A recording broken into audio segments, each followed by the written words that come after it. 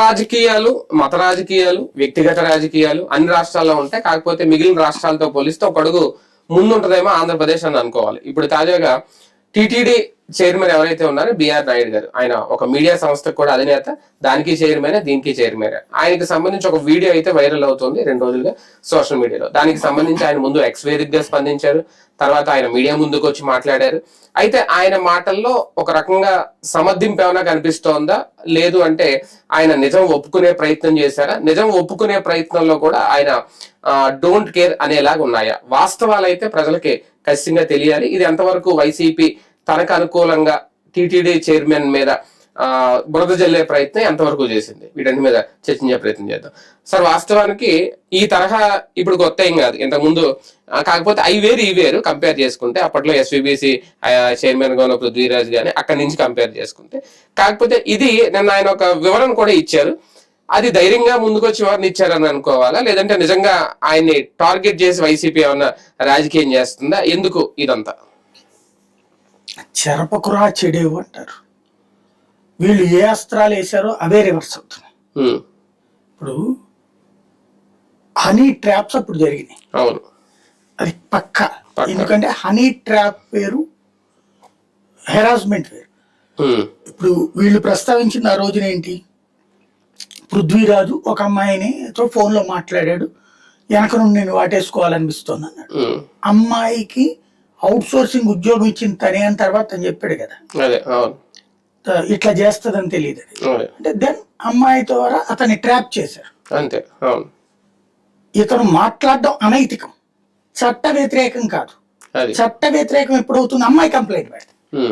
అమ్మాయి ఆ రోజున మాటల్లో చూస్తే కవ్విస్తోంది ఇతన్ని, అది క్లియర్ కనబడుతుంది. అమ్మాయి కవ్విస్తోంది తెలిసినప్పుడు ఏ మగాడు తగ్గుతాడు?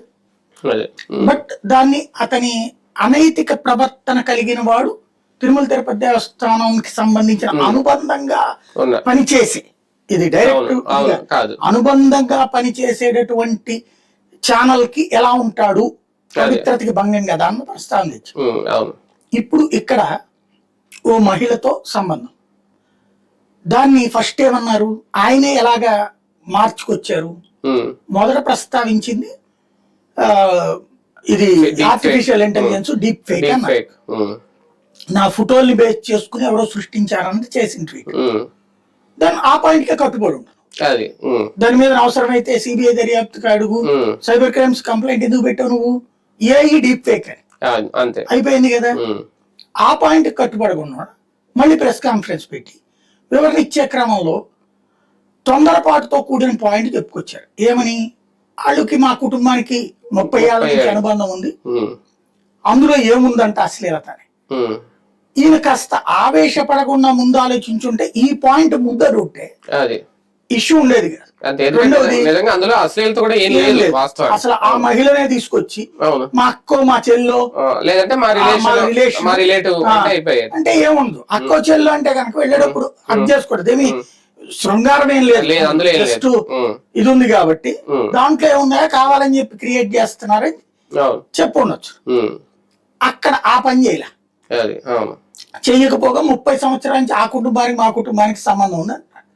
హక్ చేసుకుంటాం, ఇది ధనవంతుల ఇళ్లలో ఈ కాలం. అయితే అది ఎప్పుడు భార్య భర్త అందరూ కలిసి వెళ్ళిపోతున్నప్పుడు వస్తున్నప్పుడు, అంతేగాని వంటగదిలో టీ పెడుతున్నప్పుడు హక్ చేసుకోవడము, లేకపోతే టిఫిన్ చేస్తున్నప్పుడు హక్ చేసుకోవడము, అది ఇదవదు కదా ప్రాక్టికల్ గా.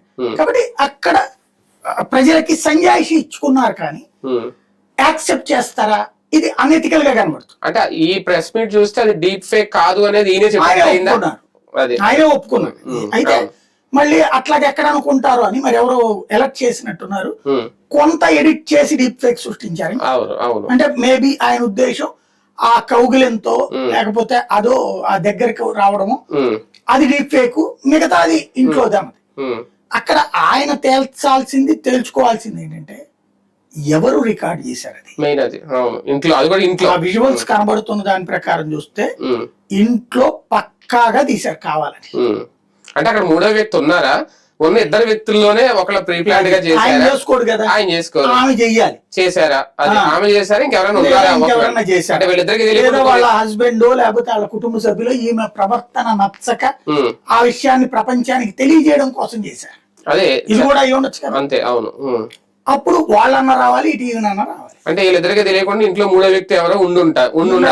అక్కడ పెట్టేసి ఉండాలి. అదే ఫోన్ అంటే ఫోన్ అక్కడ మీకు మారుతుంది ప్రతి వీడియోలో అబ్జర్వ్ చేస్తే. అంటే వేరే వేరే ఫోన్లు పెట్టుండొచ్చు. అంటే వేరే వేరే డ్రెస్సుల్లో ఉన్నారు కదా, వస్తున్నప్పుడు ఇప్పుడు హాల్లో ఒక ఫోన్, కిచెన్ లో ఒక ఫోన్ ఇట్లా కనిపిస్తుంది.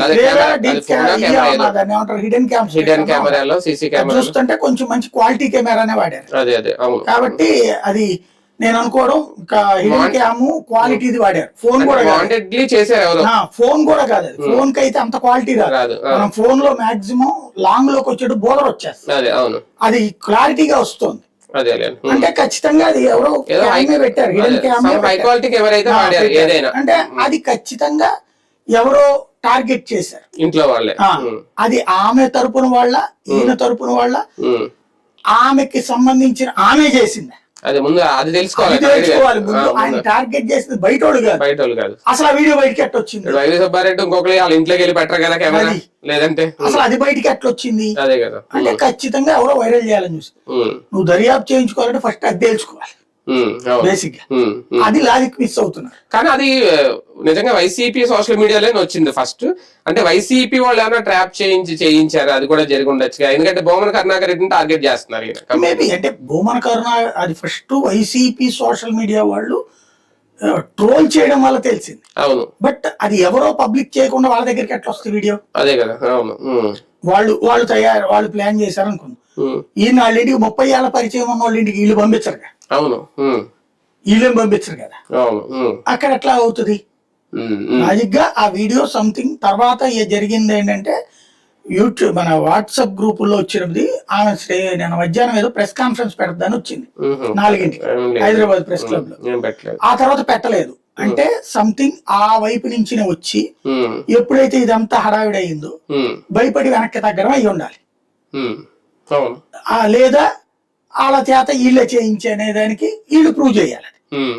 ఇక్కడ బేసిక్ ఒకటే, ఎథికల్ ఆర్ ఎన్ఎథికల్. ఇప్పుడు ఆమె వయసులో అబోవ్ 18, ఈయన అబోవ్ 18 ఏంటి 80s దగ్గరలో ఉన్నాడు అనుకో. ఇక దాంట్లో చట్టపరంగా చర్య ఏముండదు, క్రైమ్ ఏం కాదు, అది నేరమేం కాదు. కుటుంబాలలో చిచ్చు రేపుతుంది. అంటే ఒక అప్రతిష్ట పాలు చేయడం, లేదంటే ఆయన ఒక అవమానానికి గురవడం 10 మందిలో. ఇప్పుడు సమాధానం చెప్పుకోవాల్సిన పరిస్థితి. అక్కడ సమస్య ఏంటంటే నేను అన్నది ఇందాకనే చెరపకరాజేడు, వీళ్ళు అట్లాంటి వాటికి ఎదురోళ్ళకి క్యారెక్టర్ అసాసినేట్ చేసి ఉపన్యాసాలు ఇచ్చారు కదా. గంటలు రోజుల తరబడి చర్చలు జరిపిందండి. ఇప్పుడు అమ్మటి రాంబాబు ఆ సంజనానో భోజనానో అసలు అది ఎక్కడ దాకా వెళ్ళింది? చంద్రబాబు గారి గొడవ దాకా వెళ్ళింది. ఎందుకు కారణం? చంద్రబాబు గారు కంటతడి పెట్టేదాకా వెళ్ళింది. అక్కడ బిగినారు కదా. ఆయనకి ఎవరు మాట్లాడిచ్చారు? అది ఆ అమ్మాయిని ఏమైనా పట్టుకున్నారా? వాళ్ళు గవర్నమెంట్ లో ఉండి పట్టుకోవడం జాతీయ సావలా.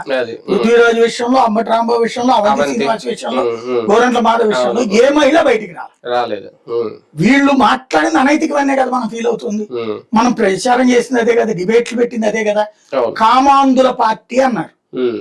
అక్కడ ఈ రోజు వరకు వీళ్ళు వచ్చి 2 ఏళ్ళు అయింది కదా. ఏ అమ్మాయి బయటకు వచ్చి ఆ రోజు నేనేనని మాట్లాడింది? నన్ను ఇట్లా బెదిరించారు, ఆ రోజున కేసులు పెట్టలేదు, ఇట్లా నేను బయటకు వస్తానంటే అని ఎవ్వరూ రాలేదు వాటికి కూడా. అంటే మిమ్మల్ని నమ్మట్లేదా, లేదా మీరే సృష్టించారా? ఇది ఒక ఆస్పెక్ట్. అది ఒక ఎత్తు అయితే, ఇందులో ఇక్కడ 3 ఇన్సిడెంట్స్ జరగడం 25 దాకా 10-15 దాకా జరిగింది. కానీ 3 ప్రధానమైన ఇన్సిడెంట్స్ చూసుకుంటే, ఒకటి కిరణ్ రాయల్ జనసేన అమ్మాయి ఓపెన్ గా బయటకు వచ్చి చెప్పింది, ప్రెస్ కాన్ఫరెన్స్ కూడా పెట్టి చెప్పింది. తర్వాత అక్కడ ఏంటి, లైంగిక సంబంధంతో పాటు ఆర్థిక లావాదేవీ సెటిల్ అయింది, కానీ లైంగిక సంబంధం అనేటటువంటి దాన్ని జస్టిఫై చేసుకున్నారు. అతని మీద సస్పెన్షన్ అన్నారు. ఇప్పుడు అతను అదే పార్టీ తరపున పనిచేసి మాట్లాడుతున్నాడు కదా. దెన్ ఏంటి అక్కడ? నెంబర్ 1. నెంబర్ 2, ఆదిమూలం వదిలేసేయండి. ఆదిమూలం అమ్మాయి బయటకు వచ్చింది, అది కూడా ఆర్థిక సెటిల్మెంట్. కాబట్టి పార్టీని సస్పెండ్ అనే చేశారు. వాళ్ళు కూడా సస్పెండ్ చేశారు. చేసిన తర్వాత మళ్ళీ యాక్టివిటీ ఆదిమూలం తెలుగుదేశం ఎమ్మెల్యే గానీ కొనసాగుతున్నాడు, అది సెటిల్మెంట్. మనం రైల్వే కోడ్ రైల్వే కోడూరు అతన్ని క్లియర్ గా అమ్మాయి బయటకు వచ్చి ఇప్పటికి కూడా ఆవిడ మీదనే కేసు పెట్టారు. అవును. తర్వాత మొన్న మధ్యన ఎమ్మెల్యే అతన్ని ఓపెన్, అమ్మాయే బయటకు వచ్చారు. అమ్మాయి ఇక్కడ ఏమైపోతుందంటే ఇదివరకు తెలియని మహిళల యొక్క సంభాషణ విషయంలో హనీ ట్రాప్ జరిగితే వాళ్ళు కామాంధులు, ఇక్కడ అమ్మాయిలే వచ్చి ఓపెన్ గా చెప్తుంటే అమ్మాయిలు పతితలు వీడు పవిత్రులు. అదే కదా, అమ్మాయిలు పతితలు, అమ్మాయిలు బ్లాక్ మెయిల్ చేయడానికి చేశారు, వీడు మాత్రం పవిత్రులు, వాళ్ళు పతితలు. ప్లస్ వాళ్ళని వేధించిన అమ్మాయిని కేసులు పెట్టడం, పైగా నైతికత గురించి ఉపన్యాసాలు ఇవ్వడం. అనైతిక చర్యలని సమర్థించిన వాళ్ళు ఇప్పుడు నైతికత గురించి ఉపన్యాసాలు ఇస్తున్నారు. ఇప్పుడు అది వాళ్ళ వ్యక్తిగత జీవితం. వ్యక్తిగత జీవితంలో వాడు ఎవరితో ఉంటాడో, వాడి సావేదో వాడు చేస్తాడు. ఆ అమ్మాయి కంప్లైంట్ ఇచ్చినప్పుడు ఇట్ షుడ్ బి క్రైమ్. ఇక్కడ కంప్లైంట్ ఇస్తే కూడా క్రైమ్ కాదు, ఇచ్చిన వాళ్ళే క్రిమినల్స్. ఎక్కడికి చెప్తున్నాం మనం? మొదట్లో బానే ఉంటది, వాళ్ళు కూడా అప్పుడు సమర్థించుకుని వచ్చింది గవర్నమెంట్, కానీ ప్రజలు దాన్ని చేత్కరించారు. వీళ్ళు ఇప్పుడు అప్పుడు సోషల్ మీడియాలో అప్పుడు డిబేట్ అయింది, ఇప్పుడు డిబేట్ అవుతుంది. అప్పుడు టీడీపీ వాళ్ళు చేస్తారు, ఇప్పుడు వైసీపీ వాళ్ళు చేస్తారు. మనం ఆ టైంలో ఏం జరిగిపోతుంది, బ్రహ్మ ప్రళయం ఏం కాదు. బట్ పబ్లిక్ ఒక్కొక్క ఇటుక పేర్చుకుంటూ పోతేనే జగన్ ప్రభుత్వానికి అడ్డుగోడ పడింది. అతనికి 5 ఏళ్లలోది వీళ్ళు 2 ఏళ్లకే తెచ్చుకుంటున్నారు గోడ, అంత పెద్ద గోడ. 5 ఏళ్లలో ఇంకా పెద్ద మందపాటి గోడ తెచ్చుకునేట్టున్నారు. ఈ విషయంలో ఏం చేయాలా? బాధ్యతగా ఆయన కంప్లైంట్ చేసి, పృథ్వీరాజ్ ఏం చేశాడు, దీంతో పోల్చుకుంటే ఆయన నైతికత పాటించాడు కదా, రాజీనామా చేశాడు, ఒత్తిడి చేశారు, ఏదో చేశారు, మొత్తం రాజీనామా చేశాడు. మరి ఈయన చెయ్యకపోగా అది ఆఫ్టర్ ఆల్. ఇంకోటి ఆ ఆవేశంలో ఆయన మాట్లాడిన మాటలు, భగవద్గీతలో 50,000 ప్రింట్ చేసి, అందులో ఏమీ లేదు, వేస్ట్ ఆ భగవద్గీత, అందులో భగవద్గీత వేస్ట్ ఏందో నాకు అర్థం కాలేదు. అందులో సరైన ఏమీ లేవు అనేది ఆయన ప్రింట్ చేసి కొన్ని ఎన్నో లెక్క చెప్పాడు ఆయన. ఆ పుస్తకాలు గొడవల్లో ఉన్నాయి, దానికి 5 భాషల్లో పంచమని తయారు చేయించారు. నువ్వు పంచు, కొండ మీదకి వచ్చే ప్రతి భక్తులకి ఇచ్చి పంపించు. నిజంగా ఆ విషయం ఎవరికి తెలియదు, నిజంగా అందరికీ భగవద్గీతలు ఫ్రీగా పంచుతున్నారు. అప్పుడు స్కూళ్ళల్లో ఇచ్చారు భగవద్గీతలు, అన్ని ప్రింట్ చేశారు వాళ్ళు. అవును, బిగిన్ చేసి దాదాపు 10-12 లక్షల దాకా ఇచ్చారు. తర్వాత గవర్నమెంట్ పడిపోయింది. వీళ్ళు ఇవ్వాలా ఇప్పుడు మన భజన మండళ్ళు అట్లాంటి వాటిట్లో ఇచ్చారు. అప్పుడు తిరుమల తిరుపతి దేవస్థానం ద్వారా పంపించారు. వీళ్ళు పంపించుకోవాలా? నువ్వు ఇవ్వు నీ తరపున. ఇప్పుడు దసరా నవరాత్రులు చెప్తున్నాయి, పంపించి అక్కడ అందరికి ఇవ్వమని చెప్పు ఒక్కొక్కరికి. అదే అందుకే కదా టీటీడీలోనే ఒక కౌంటర్ పెట్టి సబ్సిడీకి 100 రూపాయలకు 200కి ఇవ్వచ్చు, ఫ్రీగా ఇవ్వు, తప్పేం లేదు. చేసినాడు ఫ్రీ అని. బేసిక్ గా ఏంటి, ఆధ్యాత్మిక చైతన్యం కోసం ఇచ్చాడు. అవసరం దాన్ని నువ్వు నేర్పడం మానేసి దాని గురించి తప్పుడుగా మాట్లాడటం ఒక ఎత్తు. ఇంకోటి, నాకు అసలు ఆఫ్టర్ ఆల్ ఈ డబ్బులు లెక్కే కాదు, నాకు అంత వ్యాపారాలు ఉన్నాయి, నిన్ను ఎవరు సేవ చేయమన్నాడు ఇక్కడ? బతిలాడేది ఎవరని? లేకపోతే నువ్వు లేకపోతే అంటే వేరే ఒక సంస్థకి చైర్మన్ గా ఉన్నా, ఒక అధినేతగా మీడియా సంస్థ ఉన్నా అప్పుడు ఎవరో పట్టించుకోరు. ఇక్కడ ఒక బాధ్యతకరమైన పదవి, పైగా ఆధ్యాత్మిక జోన్ ఇది. ఇలాంటి ఉన్నప్పుడు ఇటువంటి చాలా సెన్సిటివ్ అవుతాయి. నిజంగా మామూలుగా అయితే మీరు అన్నట్టు పృథ్వీరాజు లాంటి వదిలేశారు, మరి ఓకే అందులో ఏమి లేదని సమర్థించుకుంటున్నారు, కానీ ఎలిగేషన్ వచ్చినప్పుడు ఆ పదవిలో కొనసాగాలా లేదనేది కూడా ప్రభుత్వం లేదంటే టీటీడీ ఒక డెసిషన్ తీసుకోవాలా. అతని విషయంలో ఒత్తిడి తెచ్చి చేయించారని తర్వాత ఓకే అవును. ఇప్పుడు ఒత్తిడి తేవాల్సింది ఎవరు మరి? పైగా ఈయన రివర్స్ ఒత్తిడి చేస్తారు. ఒక రకంగా ఒత్తిడి తెచ్చి చేయించారంటే మంచిదే కదా, అది కదా. వాళ్ళే చెప్తున్నారు నువ్వు అర్హుడు కాదా పదవికి, దిగిపోమన్నా దిగిపోయాడు ఆయన. మరి ఇక్కడ ఎవరు ఒత్తిడి తేవాలి? ఎందుకు చేయట్లేదు? అసలు మాట్లాడలేదు దాని మీద. అది అవును. పైగా వాటి మీద మీరు దొంగనాయాళ్ళు అది ఇది అని అమ్మలు అక్కల్ని తిడుతున్నారు. ఈ ఏ విధమైనటువంటి, ఇప్పుడు దాంట్లో విజువల్ లో స్పష్టంగా వేరే మహిళ, తన భార్య అయితే కాదు కదా. తన భార్యతో అయితే నా భార్యతో ఎట్టుంటే ఏంటన్నా వేరే అని అడగండి, వేరే వాళ్ళు. సరే నీ కుటుంబ సంబంధం ఉంటే కుటుంబం ఉండు, నేను చెప్పినట్టు ఆ వీడియో ఎవరు తీశారు ఏంటనేది కేసు పెట్టు, అంతే. అది ఆయన చూసుకోవాలి ఖచ్చితంగా, ఎవరు వెనకాల ఆయనకి వెనుబడి పొడుస్తున్నారు అనేది ఆలోచించుకోవాలి, అంతే. బట్ ఇక్కడ కావాల్సిందల్లా ఏంటంటే అది నైతికమా అనైతికమా, అది అనైతిక ప్రవర్తన, అది నో డౌట్ అంతే. వ్యక్తిగత కుటుంబ సంబంధాలు నీకు భోజనం పెడతా, లేకపోతే ఇంకోటి పెడతా ఇంకోటి పెడతా, చాయిస్ ఈజ్ యువర్స్. అది అవతలకి ట్రాప్ చేశాడని అర్థం అవుతుంది. క్లియర్ గా. అవును. ట్రాక్ చేశాడు, ట్రాప్ కూడా కాదు. ట్రాప్ అయితే ఈయన అక్కడికి పంపించి చెయ్యాలి, అది వేరే కదా. కానీ ఎన్నో ఏళ్ళ నుంచి సంబంధం ఉందని ఆయనే చెప్పారు. ట్రాపింగ్ అంటే ఏంటి? ఇప్పుడు వీటి గొడవల్లాగా కొత్త అమ్మాయి ఎవరైనా అయితే ట్రాప్ అనుకోవచ్చు. తెలివైన వాడు ఉంటే ముందు ఏం చేయాలి, ఆ మహిళ తీసుకొచ్చి కంట తడి పెట్టుకుని, అయ్యో మా అన్నయ్యతో నేను పెడతాను, ఇప్పుడు కంట్లో నలుసు పడితే నేను ఏదో దిగిపోయాను, లేకపోతే నేను భోజనం చేసేటప్పుడు ఆడపిల్లని కాబట్టి అన్నయ్య దగ్గర పెట్టుకుంటా అనేది ఆవిడ చేతను మాట్లాడి చేస్తే, అదిగో ఇంత దుర్మార్గులరా మీరని వైసీపీ మీద రివర్స్ అవ్వచ్చు.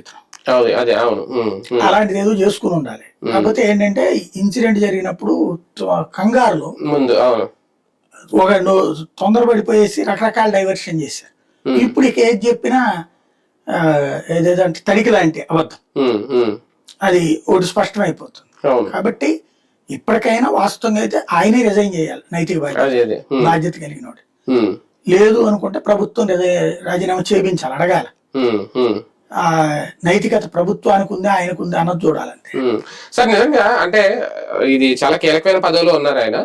వైసీపీ అంత డెప్త్ కి వెళ్ళి ట్రాప్ చేసో లేదంటే ట్రాక్ చేసో ఈయన్ని, ఇప్పుడు నేను అన్నారు కదా, నేను చాలా చేస్తున్నాను, అన్ని బయటకు తీస్తున్నాను, నేను వచ్చిన చాలా సంస్కరణలు తీసుకొచ్చాను, ప్రతి సామాన్యుడు చాలా సులభంగా దర్శనం చేసుకోవాలని, వాటిని అన్నింటినీ వాళ్ళు అడ్డుకునే ప్రయత్నం చేస్తున్నారు. అంటే ఆ తరహా కుట్ర జరిగి ఉంటుంది. అంటే ఆయన మాట్లాడేదానికి ఒక అర్థం ఏం లేదండి. ఇప్పుడు ధర్మారెడ్డి ఉన్నప్పుడు అప్పుడు ఈ చైర్మన్లు వైవి సుబ్బారెడ్డి, కరుణాకర్ రెడ్డి ఉన్న పపెట్ లాగానే మారిపోయారు. పాపం వాళ్ళు ఏం చేయలేకపోయారు. పేరుకి వీళ్ళు మనం బూతులు తిడుతున్నారు కానీ మొత్తం వ్యవహారం ధర్మారెడ్డి అండి. ధర్మారెడ్డి ఏంటి, జగన్ కి అక్కడ మంచి పేరు రావాలన్న ఉద్దేశంతో భక్తులకి సదుపాయాన్ని పెంచినోడు ధర్మారెడ్డి. 10,000 రూపాయలు శ్రీవాణి తీసుకొచ్చింది ధర్మారెడ్డి. వీళ్ళు ఆ శ్రీవాణిని నాశనం చేశారా, బాగు చేశారా? ఈయన మొదట్లో తిట్టిపోసాడు, ఇప్పుడు పరోక్షంగా దాన్ని నాశనం చేశాడు కదా. ఇప్పుడు నువ్వు కంపల్సరీగా ఏదో ఒక నాయకుడి దగ్గరికి వెళ్ళి బతిన్లాడి లెటర్ తెచ్చుకోవాల్సిన కర్మ పట్టించావు కదా నువ్వు, అది కదా పాపం. నేను 10,000 రూపాయలు డబ్బులు ఇస్తాను నాయన, నువ్వు టోకెన్ పెట్టి అక్కడ తీసుకో అన్నోడిని నువ్వు అట్టగా నేను సెంటర్ పెట్టను, ఉన్నది బీకి పారేస్తాను, ఓన్లీ ఆన్లైన్ లోనే చేసుకో అంటే ఏం మొన్న కూడా ఏదో తీసుకొస్తున్నారండి కదా, ముడుపులు కట్టాలంటే పత్రాలు తీసుకోవాలి. ఇప్పుడు ముడుపు అనేది భక్తులు ఏదో కట్టుకొని అక్కడ వేసుకుంటారు, అది కాకుండా నువ్వు పత్రం కొనుక్కొని ఆన్లైన్ లో డబ్బులు కట్టాలంటే కాగితం ఇస్తాడా, కాగితం తీసుకెళ్ళి అందులో అంటే అది ఒక సంప్రదాయాన్ని మార్చేస్తున్నట్టు కదా. ముడుపు అనేది ఒక సంప్రదాయం. ఏమన్నా ఏ ఆగం పండితులతో అడిగావను, అడగకుండా నీ ఇష్టం వచ్చినట్టు నువ్వేం చెప్తావు. బంగారం ఇప్పుడు మిసెస్ కి అప్పుడు ఒంట్లో బాగున్నప్పుడు తను ఒంటి మీద నిలువ మంగళసూత్రాలు తీసుకెళ్లేసేసి, అది సెంటిమెంట్ అంతే. ముడుపు కట్టేది ఎవరికి తెలియకూడదు అంటారు. ఇప్పుడు మీరు ఏదో ఒకటి అనుకుని కట్టి ఇంట్లో పక్కన పెడతారు, క్లియర్ గా అయితే అది తీసుకెళ్లి వేస్తారు. అది తప్పి అది పట్టుకెళ్ళి కౌంటర్ లో ఇచ్చి ఒక పత్రం తీసుకొని అది అక్కడ సెంటిమెంట్ పోతుంది కదా. ఆధ్యాత్మిక సెంటిమెంట్ విరుద్ధమైన డెసిషన్ ఎలా చైర్మన్ గొప్పగా చెప్తున్నారు, గొప్పగా చెప్పుకుంటున్నారు. అదే కదా. మిగతా అది సరే, లడ్డు గురించి ఓకే, అది నీ ప్రయత్నం, అది రాజకీయం అర్థం చేసుకుంటారు. ప్రధానమైనటువంటిది ఇంకోటి, అప్పుడు బ్రేక్ దర్శనాలని టైం మార్చాడు ధర్మ, 10:30 11 పెట్టి. బ్రేక్ దర్శనం అంతకుముందు నేను అక్కడ ఎన్నోగా చేశాను తెలుసు కదా, అనేక సార్లు వెళ్ళాం కదా. ఇదివరకు బ్రేక్ దర్శనం అంటే మనం లెటర్ పట్టుకుని పోయిన తర్వాత స్వామివారి పాదాల ముందు నుంచి వస్తాం, అమేను గర్భం దగ్గర. అక్కడ మొదట్లో ఏంటి, నేను అక్కడ పనిచేసిన రోజుల్లో అయితే L1, L2, L3 బ్రేక్ దర్శనాలు. L1 అంటే లోపలికి వెళ్ళాక అక్కడ ఆ గుడి ఆ ప్రాంగణంలో ఆ చివరి నుండి ఈ చివరి దాకా ఉండేటట్టు నుంచోబెడతారు. నుంచోబెట్టి అక్కడ స్వామివారికి ఇదేసేస్తారు, కట్టెలు వేసేసి మనందరం దర్శనం చేసుకో, ఇది తెరిచి హారతిచ్చి, ఇది గంట కొట్టి హారతిచ్చి ఆ టీం అందరికి తీర్థం చేతిలో పెట్టి చటారిచ్చి పంపిస్తారు. L2 వచ్చేటప్పటికి చటారి పడగానే తీర్థం ఇస్తారు.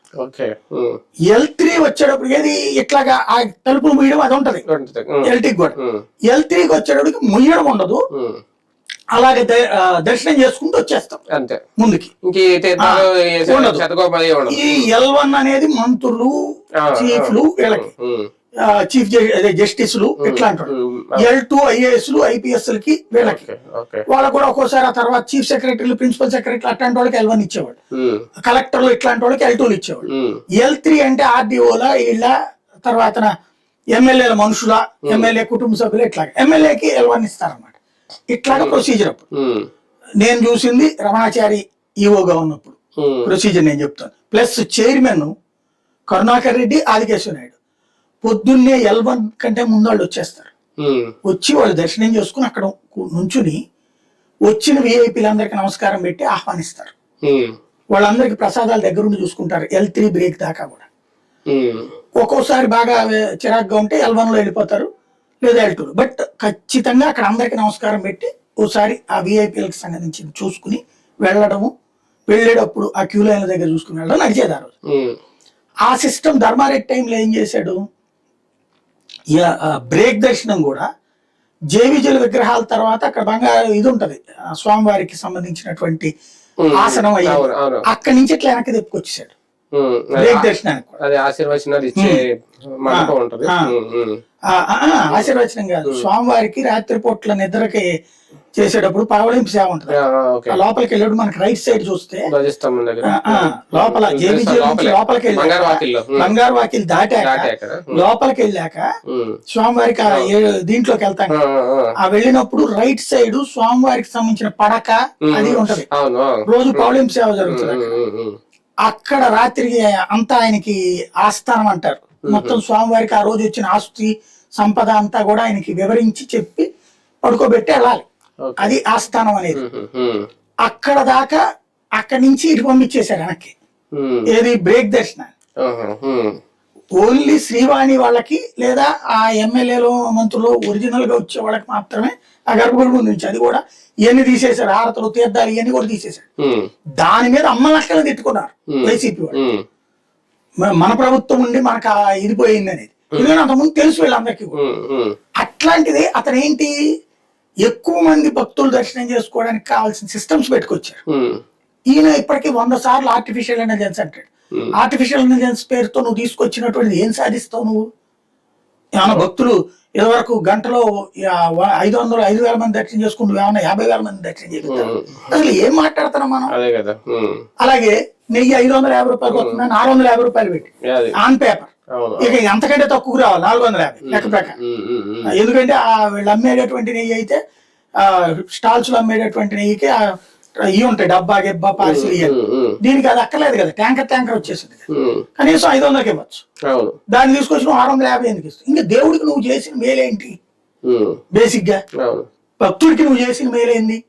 ఈయన వచ్చాక చేసిన దాంట్లో ఒక మంచి పని అలా అన్నదానంలో వడబెట్టారు, అది అది మెచ్చుకోవాలి. అదే సందర్భంలో ఇప్పుడు కింద ఉన్నటువంటి మన హాస్పిటల్ ఉంది కదా, దాంట్లో ఇప్పుడు ఏదో వైద్య సేవ శ్రీవారి సేవలో కొత్తగా ఒకటి ఏదో ఏర్పాటు చేస్తున్నారు, మంచిది. అవి వరకు ఓకే, దాన్ని ఎవరు కాదన్నారు. బట్ మిగతా అన్ని ఫెయిల్యూరే, చచ్చిపోవడాల దగ్గర నుంచి. ఈవెన్ మొన్న ఏదోవరకు అప్పట్లో చక్కగా ముక్కోటి ఏకాదశి సామాన్యులకు కూడా దర్శనం అయింది. ఈ ట్రిప్ ఆన్లైన్ లో తప్పిన దర్శనం లేదు. అయినా టైం కూడా ఇంకా ఆల్మోస్ట్ 1.5 year అయిపోయినట్టుందిగా అసలు లెక్క ప్రకారం. లాస్ట్ టైం సుబ్బారెడ్డి గారు అయితే 2 years చేశారు, ఎక్స్టెండ్ చేసుకెళ్లారు. అదే అలా 2 years చేశారు కంటిన్యూగా. ఈ 2 years చూసుకున్నా ఇంకా అయిపోయింది, ఇంకొక 6 నెలలు ఉంటదేమో మహా అయితే. మెయిన్ ఏంటంటే మనిషి మంచోడే, పార్టీకి విధేయుడు, బానే ఉంది, కానీ ఇక్కడ తొందరపడ్డాడు. మేబీ జాగ్రత్తగా చెక్ చేసుకోవచ్చు. అంటే ఈ పదవిలోకి రావడం వల్ల కూడా వ్యక్తిగత విషయాల్ని లాగేసి కూడా రాజకీయాలు చేసి ఆయన ఇబ్బంది పడు చేయడండి. ఎవరికి పని బేసిక్ గా ఈయన రాజకీయాలు మాట్లాడుతున్నాడు. ఇప్పుడు ఈయనకి ముందు ఉన్నటువంటి దాంట్లో చూసుకుందాం, కరుణాకర్ రెడ్డి, ఎస్వి సుబ్బారెడ్డి అప్పుడు ఏమన్నా రాజకీయాలు మాట్లాడారా? టీటీడీలో కూర్చుని అంతకుముందు తెలుగుదేశం నుంచి ఏమన్నా అట్లా కామెంట్స్ చేశారు? లేదా అంతకుముందు చేసినటువంటి చైర్మన్లు ఆయన పేరెడ్డి సుధాకర్ యాదవ్, బాపిరాజులు, ఇట్లాంటి వాళ్ళు కూడా ఎప్పుడు మాట్లాడలేదే. నువ్వు ఆ పోస్ట్ లోకి వెళ్ళినప్పుడు నువ్వు ఖచ్చితంగా ఆధ్యాత్మిక భావంతోనే ఉండు. ఈవోలైనా చైర్మన్లైనా ఆధ్యాత్మిక భావం, నీకు భగవంతుడు ఇచ్చిన ఒక వరం, సేవ చెయ్యి. అంతేగాని ఆడకూర్చు నువ్వు రాజకీయం చేసేటట్టు కాదు. ఆ పదవిని నాశనం చేసినట్టు, ఆ పదవి పరువు తీసినట్టు. ఇప్పుడు కరుణాకర్ రెడ్డి, ఇదే కరుణాకర్ రెడ్డి అంత ముందు చేశాడు కదా, అది చేసినట్టు చేసాడు, చూశాను కదా. ఇంతమంది చైర్మన్లను చూసాను నేను. ఎప్పుడు లేని రాజకీయం మాట్లాడుతుంది ఒక ఇప్పుడే. ప్రతిష్ట అక్కడ అనవసరంగా కెలుగుతున్నది ఇప్పుడే. అదే గొప్పతనం చేస్తున్నాం అంటే. రైట్, చూద్దాం. మొత్తానికి టిటిడి చైర్మన్ నాయుడు గారి మీద ఒక ఇది అపోహ ఒక రకంగా. ఇది ఎంతవరకు ఇది నిజంగా ఒరిజినల్ లా కాదా, నిజంగా ముందు డీప్ ఫేక్ వీడియో అన్నారు, మళ్ళీ లేదు 30 ఏళ్ళుగా మాకు అనుబంధం ఉన్న ఫ్యామిలీ రిలేషన్ అన్నారు. ఆ నిజాలు ఏంటి అనేది బయటికి రావాలి. లేదంటే ఆయన మీద అది నింద అలాగే ఉంటుందా, ముద్ర రాజకీయమా, అది క్లియర్ చేసుకుంటే బెటర్. లేదంటే రాజీనామా చేయాలనే డిమాండ్ అయితే వైసీపీ నుంచి గట్టిగా అనిపిస్తుంది.